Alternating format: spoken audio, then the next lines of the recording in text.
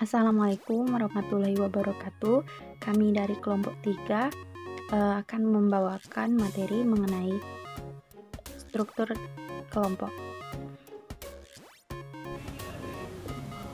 Struktur kelompok merupakan pola interaksi yang stabil antara anggota kelompok yang berkaitan dengan bentuk pengelompokan, bentuk hubungan, perbedaan kedudukan antar anggota, pembagian tugas, dan sebagainya.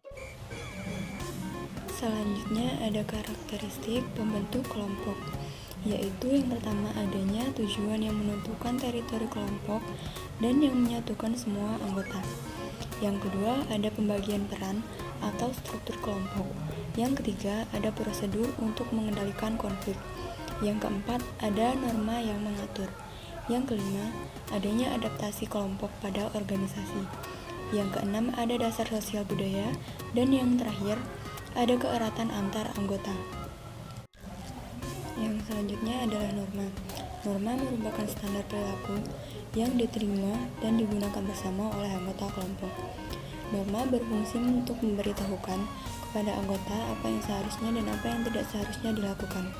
Ada dua bentuk norma, yaitu norma deskriptif, merupakan apa yang sering dilakukan, dirasakan, serta dipikirkan oleh orang ketika sedang berada dalam suatu situasi tertentu. Contohnya, ketika di jalan tol, ada himbauan bagi kendaraan yang berjalan lambat untuk berjalan di bahu kiri, dan bagi kendaraan yang ingin mendahului dan melaju cepat untuk berjalan. Dan yang kedua yaitu norma perspektif, merupakan norma yang lebih evaluatif, menjelaskan apa yang harus dan tidak boleh dilakukan oleh individu pada suatu situasi tertentu. Dan jika ada yang melanggar akan dinilai negatif. Contohnya, perintah membayar pajak untuk para wajib pajak, bagi yang tidak mematuhi akan dikenai sanksi. Selanjutnya ada tipe-tipe peran. Setiap anggota memiliki tugas dan fungsi yang berbeda-beda sesuai dengan harapan yang ingin dicapai.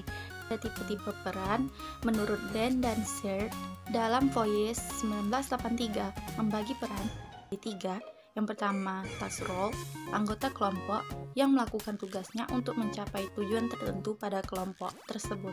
Misalnya, sebagai koordinator, elaborator, organizer, information giver, information seeker, dan opinion seeker. Yang selanjutnya itu ada social emotional role, yang merupakan posisi anggota dalam kelompok untuk mendukung perilaku interpersonal secara akomodatif, misalnya promiser, acknowledger, flower, dan harmonizer. Yang terakhir ada individual role, peran individu yang tidak berkontribusi dalam skala besar, namun tetap dibutuhkan perannya sebagai penopang kebutuhan kelompok, misalnya agresor, block, dominator, dan help seeker.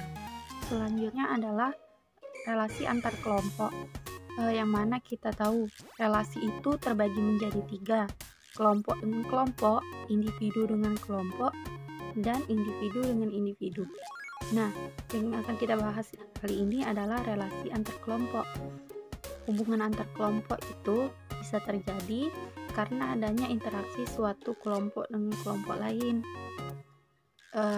Adanya keterikatan seorang terhadap aturan-aturan kelompok yang mereka ikuti akan menimbulkan suatu pandangan dan sikap terhadap kelompok lain, yang mana aturan itu sendiri dipengaruhi oleh penghayatan dan persepsi dari kelompok lain.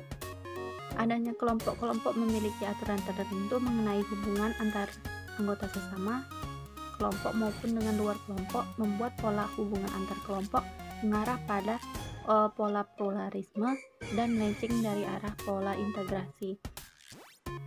Inilah yang dapat kami sampaikan, kurang lebih mohon dimaafkan. Wabillahi taufiq wal hidayah. Wassalamualaikum warahmatullahi wabarakatuh.